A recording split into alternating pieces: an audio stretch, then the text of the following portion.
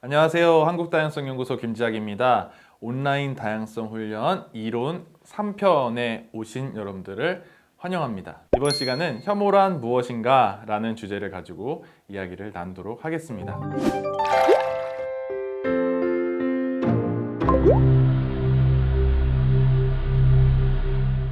이 그림부터 봐주시면 좋겠습니다.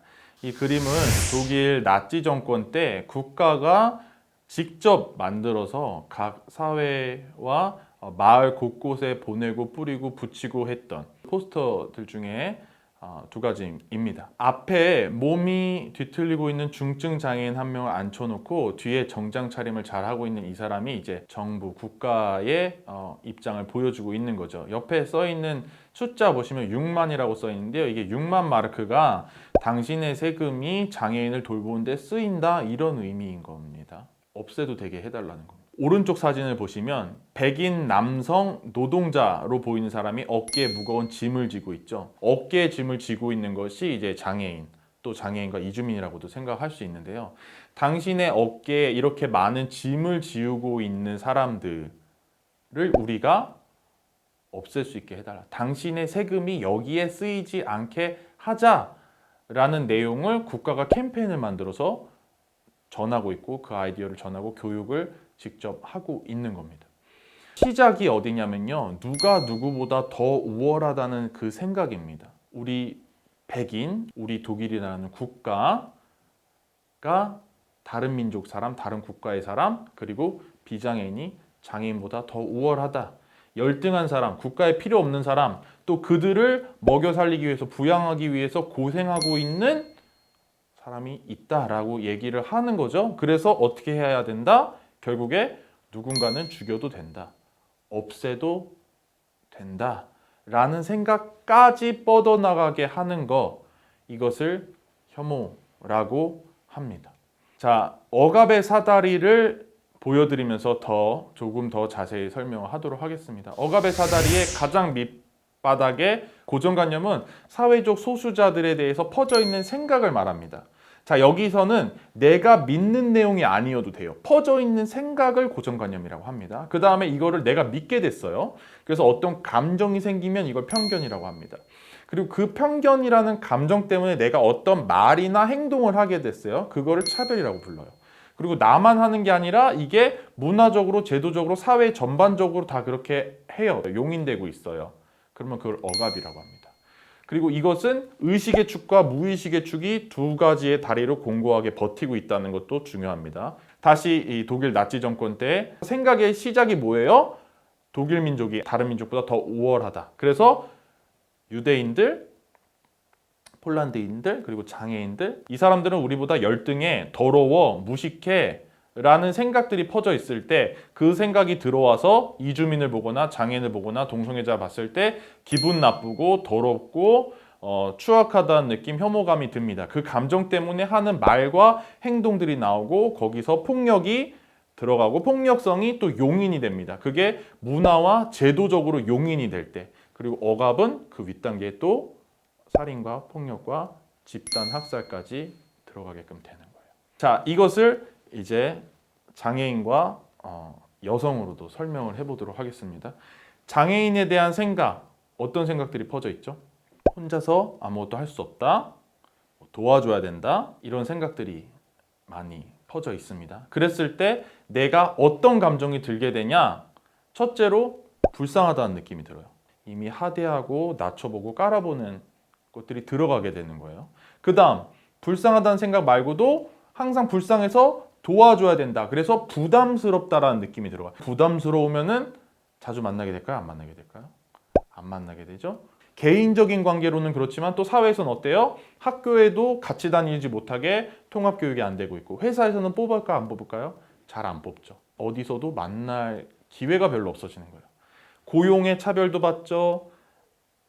그 다음에 임금의 차별도 받죠. 그 다음에 국가 제도의 장애계에서 그렇게 수도 없이 요구하고 있는 장애 등급제라든지 부양 의무제 같은 것도 여전히 폐지되지 않고 있고, 그러니까 어떤 유형의 장애가 있어도 우리 사회에 함께 살 수 있게끔 가는 방향으로 가야 되는데, 그게 아니라 없는 게 낫다, 없애도 된다 라고 생각을 하고 있는 개념들이 남아 있는 거죠.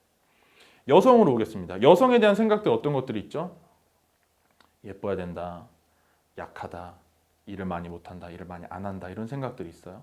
그러면 그게 어떤 느낌으로 주류 문화를 갖고 있는 남성들에게 다가올까요? 부담스럽다, 내가 일을 더 많이 해야 된다, 억울하다, 내가 더 힘든데. 자, 그러면 이 억울하다라는 느낌이 지금 현재 가장 남성들이 느끼는 키워드 느낌인데, 여기서 잘못된 건 뭐예요? 이 느낌을 없애기 위해서는 뭘 없애야 될까요?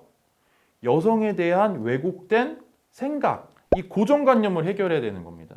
외모가 애교 있는 성격이 핵심이고 약하다, 일 못한다, 이 여성을 주체적인 인간으로 하나의 인격체로 보지 못한 이 생각이 없어지면 여성도 동등한 사람 하나로 존재하면 남성도 1만 하면 되는데, 여성을 빵으로 만드니까 남성은 2, 같이 살기라도 하면 애라도 나면 3, 4를 해야 돼. 근데 그걸 해결하지는 않고 억울하다라는 느낌에만 치중한 채 역차별 주장을 하고 있는 거죠. 여성에 대한 차별적인 언행들 아직도 수도 없이 많죠. 보호해줘야 될 존재도 아니고 폭력의 대상으로 성차별, 성폭력이 아직도 남아있다든지 하는 것들 많이 볼 수 있고요. 이런 문화가 여전히 용인되고 있고 제도적으로도 보장이 제대로 되지 않고 있는 것을 억압이라고 한다라고 할 수가 있습니다. 왜 고정관념과 편견부터 시작하냐? 그것이 왜 중요하냐라는 것들을 보여주는 표입니다.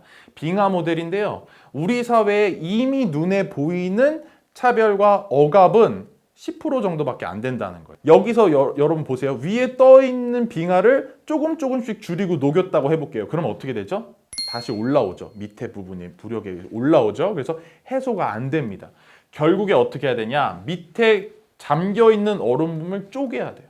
문화적 관습과 신념, 이데올로기들, 그리고 누구는 이럴 거야 저럴 거야 라고 하는 가정, 그 다음에 감정과 지각, 규범, 가치, 사고 체계가 있다. 우리의 고정관념과 편견을 유지하고 있고 차별과 억압을 공고히 떠받들고 있는 덩어리가 있다.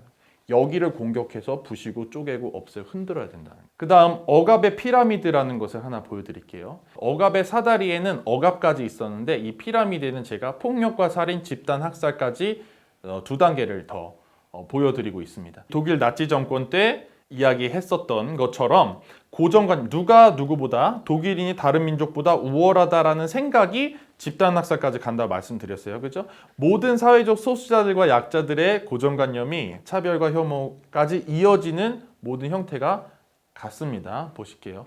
남성이 여성보다 우월하다는 생각, 비장애인이 장애인보다 우월하다는 생각, 그리고 한국인, 이 선주민이 이주민과 난민보다 우월하다는 생각, 성인들이, 이 비청소년들이 청소년보다 우월하다는 생각, 그 모든 생각들이 결국에 이 단계를 다 거치게 되어 있다라는 겁니다.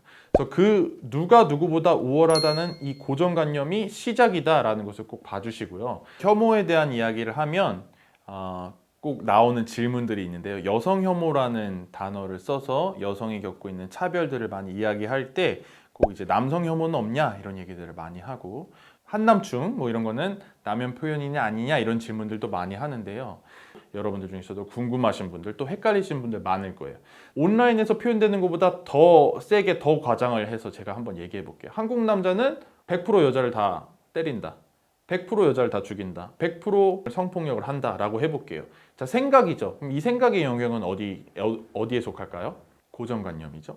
자, 이 고정관념이 내 안에 들어와서 실제로 믿는 사람들이 있다고 해볼게요. 그래서 남자들이 싫어요, 역겨워요, 더러워요, 다 죽었으면 좋겠어요, 한남충 제기해라 해요. 그러면 어디예요? 느낌이죠. 이 느낌을 가진 사람들이 있다. 그래서 그런 표현을 쓴다. 그러면 여기까지 남성 혐오 있다 할 수 있어요. 자, 그런데 이 빨간 선 넘어서 올라갈 수 있는지 한번 보실게요. 그런 생각이나 감정을 가진 사람들이 있다고 해서 남성들이 사회적 차별을 더 경험한 적이 있을까요? 취업이 안 됐다, 승진이 안 됐다, 임금 격차가 있다. 그것이 나만 그러고 우리 회사만 그런 게 아니라 사회적으로 다 그런다. 그것이 용인된다. 여성에게 남성들이 폭력을 더 많이 경험한다. 살인을 더 많이 경험한다. 이런 적 있을까요? 그래서 고정관념과 편견의 영역까지는 가능하나 차별의 영역으로 넘어가지 못한다는 겁니다. 그래서 여기서 중요한 것은 여성 혐오는 사회 구조이고 남성 혐오는 감정의 영역까지만 가능하다라는 겁니다. 그래서 절대 등치에 놓고 비교할 수 있는 개념이 아니라는 거예요. 혐오 표현이란 기존의 낙인을 가지고 있었던 사람들에 대해서 고정관념과 편견이 강화되고 그로 인해서 차별과 억압이 심화되게끔 하는 표현을 혐오 표현이라고 해요. 기존의 억압 그룹이고 낙인을 가지고 있지 않은 사람들에 대한 혐오 표현은 가능하지가 않습니다. 혐오의 사전적인 의미와 사역적 의미를 설명드렸지만 사전적 의미를 찾아보시면 감정과 이제 감각에 대한 이야기가 나옵니다. 그리고 여기서 가장 중요하게 짚고 넘어가야 될 단어는 포비아라는 단어가 있습니다. 이제 포비아는 비과학적이고 비이성적인 공포를 뜻해요. 그래서 이것이 사람이 아닌 사물이나 다른 동물에도 이제 포비아를 느끼거나 할 수 있는데 사람에게 느낄 때는 사회적 소수자와 약자가 그 대상이 됩니다. 그래서 동성애자를 생각하면 내 주변에 동성애자가 있지도 않고 나에게 뭐 가해를 하지도 않고 피해를 주지도 않는데도 성범죄를 저지를 것 같고 더럽고 음란하다 그런 생각이 드는 것을 호모포비아라고 합니다. 그리고 이주민을 향해서 드는 이주민이 폭력적이고 난폭적이고 범죄를 저지를 것 같다라는 생각을 우리가 제노포비아라고 합니다. 이렇게 실제적으로 알지 못하는 그리고 실제적인 위협이 없는 사람들에 대해서도 비과학적이고 비이성적인 공포를 느끼는 것을 우리가 포비아라고 하는데요. 이 포비아의 대상이 되는 사람들은 당연히 2번 사회학적 의미의 사회구조적 혐오도 대상이 되겠죠. 우리가 여성 혐오를 이야기할 때는 1번의 뜻은 포함되어 있지 않습니다. 여성 혐오 얘기하면 여성을 생각하면 더럽고 문란하고 폭력적이고 나한테 해를 끼칠 것 같아서 싫다, 무섭다, 비과학적인 공포심이 느껴진다 이런 뜻이 아니죠. 그렇죠? 이거를 아직도 오해하시는 분은 나 여자 혐오 안 해, 나 여자 좋아해, 뭐 이성애자, 엄마 존중해, 막 이런 분들이 있는데 그런 뜻이 전혀 아니고 2번, 구조적으로 여성들이 아직도 차별과 억압의 폭력의 대상이 된다라는 뜻인 거예요. 그래서 실제로 여성 혐오는 포비아라는 단어에서 온 것이 아니라 미소진이라는 단어에서 왔습니다. 고대 그리스어인데요. 미소가 혐오라는 뜻이고 진이 여성이라는 뜻이 있었어요. 그래서 합쳐서 여성 혐오다라고 이제 직역이 된 건데요. 미소지니에는 이 개념들이 포함됩니다. 여성이 남성보다 열등한 존재다라는 거. 아직까지도 일정 부분에 의해서 이게 사실이라고 믿는 분들이 있어요. 과학이나 수학 실력, 운전 이런 것들에 의해서 남성이 실제로 더 낫다, 더 잘한다 라고 믿는 분들이 있습니다. 그런데 이것마저도 성평등한 국가와 그렇지 않은 국가를 국가 간 비교를 해서 알아봤더니 그것이 사실이 아니라는 겁니다. 유전적이거나 생물학적인 근거가 실제로 있는 것이 아니라 성평등한 국가에서 남녀가 동등하게 여겨지고 동등하게 길러지고 교육받는 곳에서는 수학과학 실력이 초중고등학교 대학교 어딜 가서라도 성별에 의한 차이가 전혀 드러나지 않고요. 운전 실력도 운동을 초중고등학교 때 똑같이 배구, 야구, 축구 뭐든지 똑같이 하는 국가들에서는 여성이 기초 체력도 있고 근력도 있고 공강지각 능력도 있어서 똑같이 운전면허를 따는 그 나이가 됐을 때 실력이 똑같습니다. 그래서 이것은 성차별에 의한 결과로 드러나는 현상이지 성차별을 해도 되는 유전적이거나 생물학적인 근거가 아니라는 겁니다. 위험한 존재다 이런 것도 마찬가지예요. 뭐가 있어요?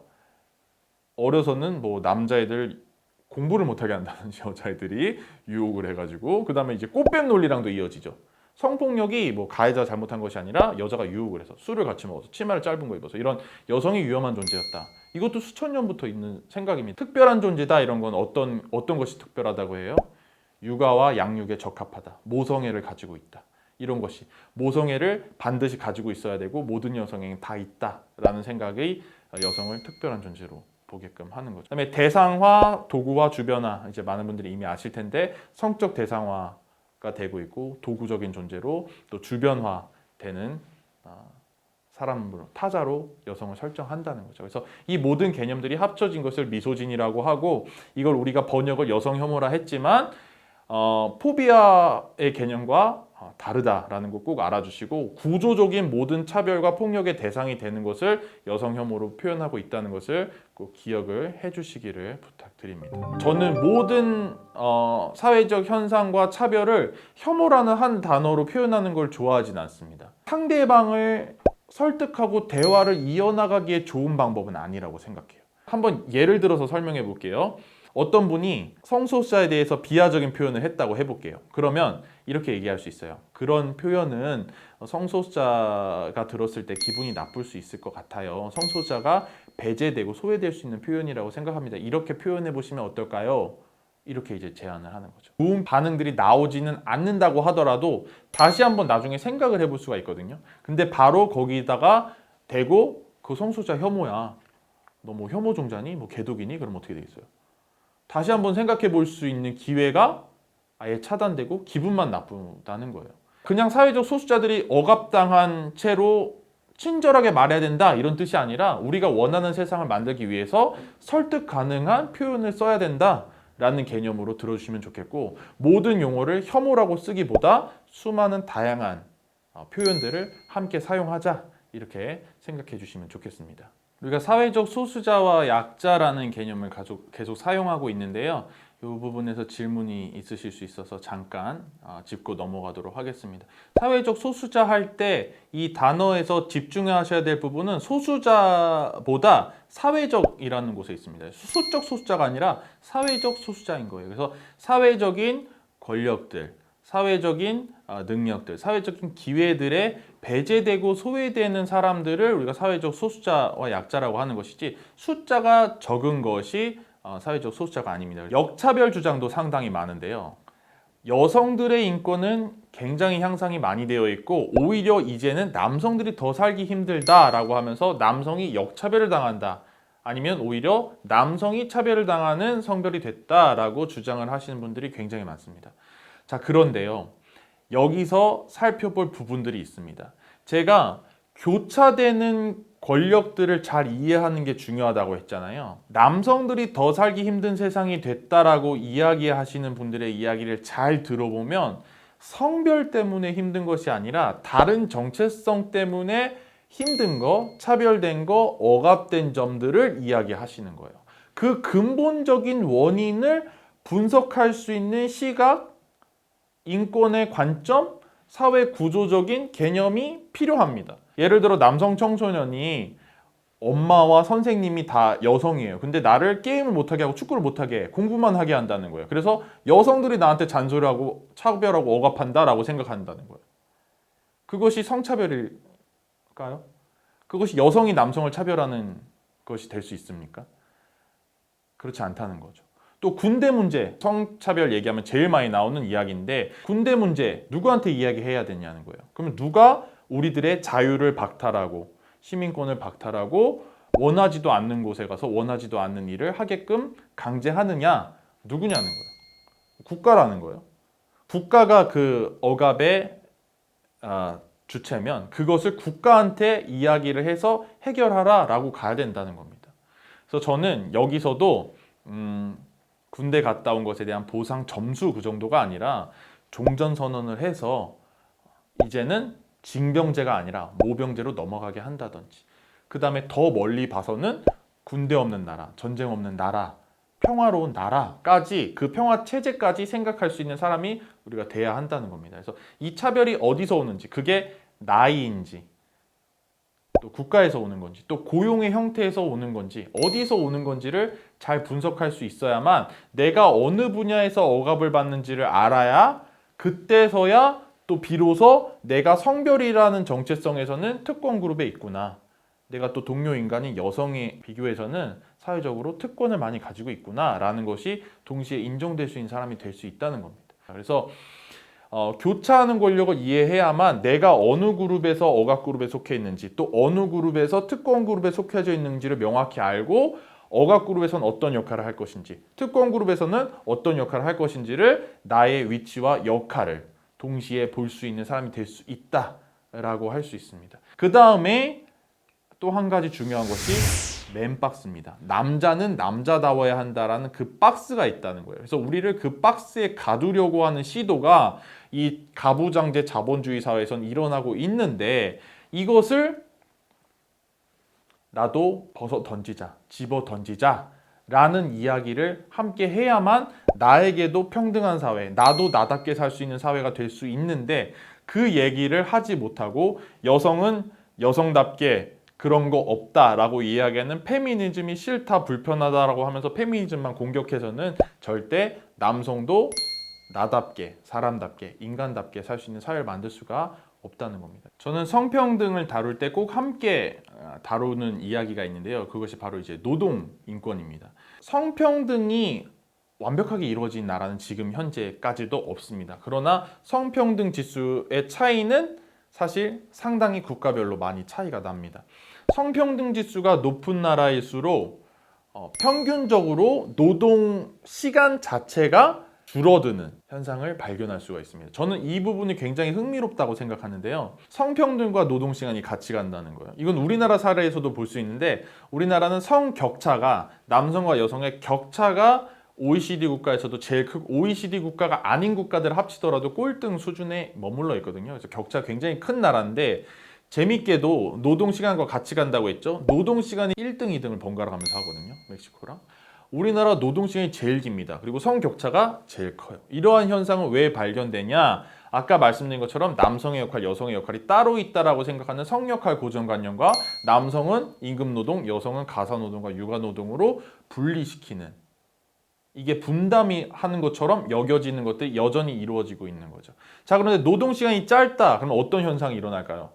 모든 노동자들의 노동시간이 짧은 국가를 생각해 보시면 4시 정도에 퇴근한다 했잖아요. 그러면 여성들이 결혼을 하고 출산하고 육아를 하고 있다고 할지라도 4시에 끝나면 아이들이 어린이집을 가든 유치원을 가든 초등학교를 가든 끝난 시간에 나도 끝나기 때문에 여성뿐만 아니라 남성들도 그 시간에 같이 끝나잖아요. 그럼 아이를 픽업해서 같이 저녁을 먹고 저녁을 만든 사람이 있으면 또 설거지를 하는 사람이 또 따로 있고 그 다음에 육아노동과 가사노동도 두 성별이 같이 둘 다 동시에 할 수 있다는 거죠. 그럼 성별 구분 없이 임금노동, 가사노동, 육아노동을 두 성별이 다 어느 누구도 성별 상관없이 남성, 여성뿐만 아니라 모든 성별이 다 하고 싶은 사람 할 수 있다는 거죠. 남성이 육아휴직을 많이 쓰는 나라 이야기도 들어보셨죠. 그래서 라떼파파 이런 스웨덴 얘기도 많이 들어보셨을 텐데 이러한 육아휴직을 많이 쓰게 되는 이유도 여러 가지가 있습니다. 그냥 써라라고 제도가 마련돼 있다고 다 쓰는 게 아니에요. 우리나라도 지금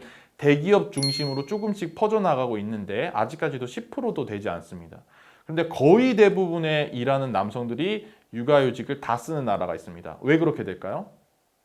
당연히 육아휴직을 쓰는 거에 대한 차별, 뭐 너 승진 안 할 거야? 진급은 포기했어? 이런 말을 듣지 않아야 하는 것인데 그것이 개인의 성평등 인식만으로 해결이 안 됩니다. 그럼 어떻게 해결해야 되냐? 그냥 의무적으로 모든 사람들이 쓰게끔 돼야 된다는 거예요. 제도적인 뒷받침이 있어야만 육아휴직을 쓸 수 있는 것도 있다는 겁니다. 그래서 제가 말씀드리고 싶은 것은 우리가 교육과 캠페인을 통해서 성평등 인식이 향상되는 것과 함께 제도적으로, 법적으로 또 이 문화를 만들어줘야 한다는 측면이 있다라는 것입니다. 그래서 성평등 인식과 함께 우리가 꼭 같이 가야 되는 것이 노동, 인권에 대한 개념이다라는 겁니다. 그래서 이 개념들이 함께 정립될 수 있을 때 남성들에게도 성평등이 내 거다, 나에게도 좋다라는 인식들이 함께 생길 수가 있거든요. 우리가 모두가 이 자본주의 사회에 살지 않는 사람이 없기 때문에 자본주의 사회, 가부장제 사회에서 오는 노동이라는 개념들, 여기서 겪게 되는 차별과 억압들은 무엇이 있는지 이것을 하나의 관점으로 이해를 할 수 있게 될 때 나와 타인, 그리고 나와 타인의 사회 구조 내에서 종합적으로 복합적으로 분석할 수 있고 바라볼 수 있고 또 평등을 만들어내는 실천을 할 수 있는 사람이 될 수 있다라고 볼 수 있습니다. 그래서 이 종합적인 관점을 가지게끔 해주는 다양성을 우리가 함께 더 이해하고 이야기하고 실천을 해 나아갔으면 좋겠습니다. 1, 2, 3강 동안 우리가 반복되는 이야기들이었는데요. 다양성과 인권이 내 것이 돼야 된다라는 겁니다. 그래서 성평등도 내 것이 돼야 된다라는 이야기부터 드리도록 하겠고요. 그다음에 교차하는 권력을 사유할 수 있어야 한다라는 겁니다. 그래서 남성도 단일한 그룹이 아니고 여성도 단일한 그룹이 아니기 때문에 그냥 단순히 남성과 여성의 비교가 가능하지 않다는 거죠. 이 교차되는 권력을 분석하고 아는 사람이 될 수 있을 때 우리가 진짜 해결책을 말하는 사람이 될 수 있다. 이 이야기로 3강은 마무리하도록 하겠습니다. 오늘의 후기와 또 질문이 있으신 분들은 남겨주시면 또 더 대화를 하는 시간을 마련하도록 하겠습니다. 감사합니다. 수고하셨습니다.